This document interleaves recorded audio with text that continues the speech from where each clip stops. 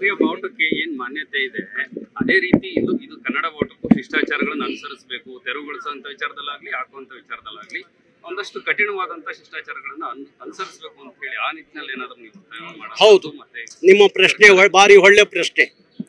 ನಾವು ರಾಜ್ಯ ಸರ್ಕಾರಕ್ಕೆ, ಜಿಲ್ಲಾ ಆಡಳಿತಕ್ಕೆ ಅನೇಕ ಸಂದರ್ಭದಲ್ಲಿ ಮನವಿ ಮಾಡಿದ್ದೀವಿ.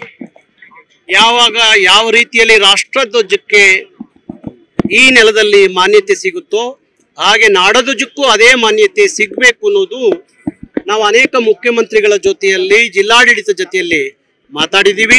ಬಹುಶಃ ಮತ್ತೊಮ್ಮೆ ನಾನು ಮಾತಾಡ್ತೀನಿ. ಯಾಕೆಂದರೆ ನಾನು ಮುಖ್ಯಮಂತ್ರಿಗಳಿಗೆ ಹೇಳಿದೆ ಮೊನ್ನೆ, ನೀವು ಬೇರೆ ಎಲ್ಲರನ್ನ ಸಭೆ ಕರೆದು ಮಾತಾಡ್ತೀರಿ, ಈ